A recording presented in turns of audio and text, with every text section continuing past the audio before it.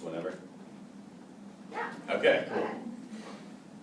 A childhood favorite, a sustainer of adults, an American icon.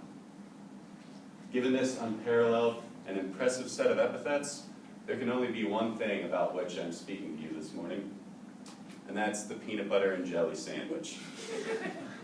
This sweet and salty delicacy's first documented creation was during World War II, whenever GIs decided to mix their rations of bread, peanut butter, and you guessed it, jelly, together, and found the combination to be quite palatable.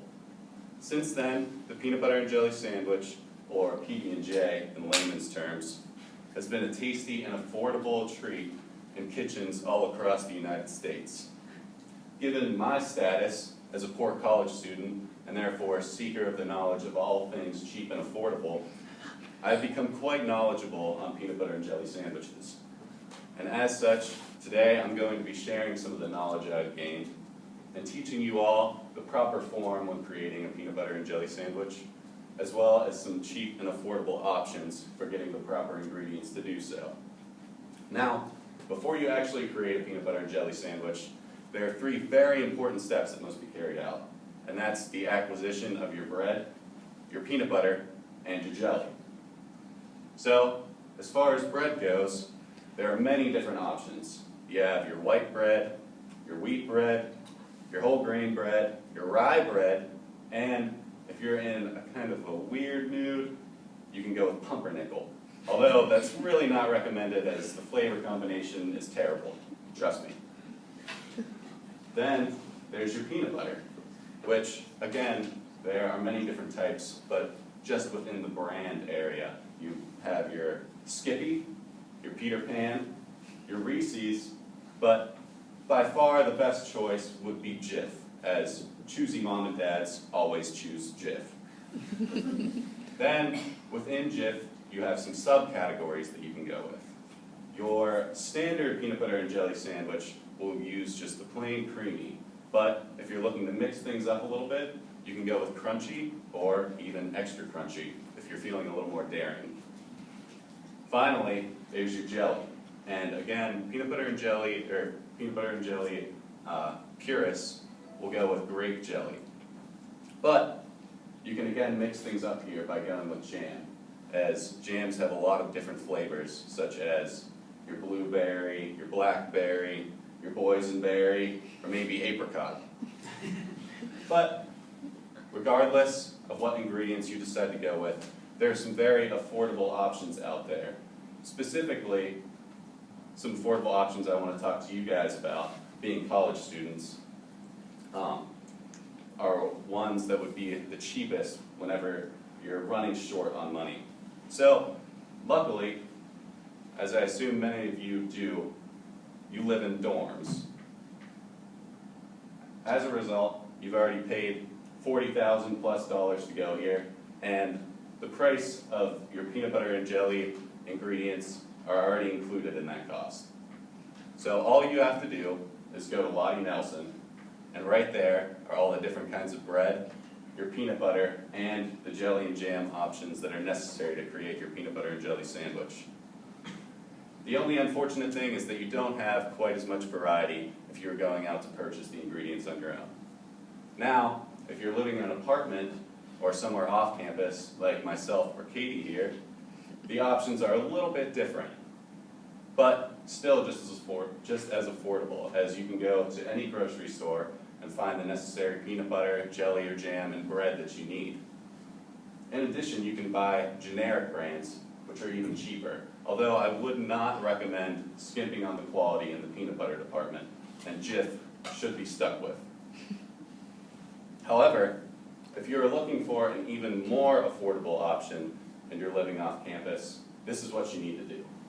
You need to find yourself an underclassman friend.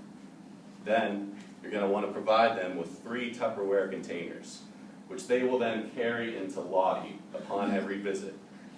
Then, they will fill each respective container with peanut butter, jelly, and bread. And mind you, you do not want to mix your peanut butter and your jelly. You just don't want to do that. You've got to keep them in separate containers. So, Once you've done that, you've gotten all the proper ingredients, and you've done it at an affordable price, the last thing that you need to do is create your peanut butter and jelly sandwich. So, you have your bread, and you'll need to get 2 slices. And you'll want to avoid those end pieces, as extra crust makes the sandwich too dry. Then, you're going to want to get your peanut butter, and a knife, of course. Get a good amount of peanut butter on your knife. Place it in the center of the bread, and then radiate outwards, getting full coverage of the peanut butter all the way to the crust. You do not want to just leave the peanut butter in the center of the bread without getting a full spread across the entire surface. Otherwise, the sandwich is just dry and has much less flavor. So, once you have full coverage of the bread with your peanut butter, you're going to want to thoroughly clean off your knife and your peanut butter jar so as to avoid transfer of peanut butter into your jelly jar. Then, you're going to want to use a similar strategy as spreading peanut butter with your jelly, if I can get it out of here.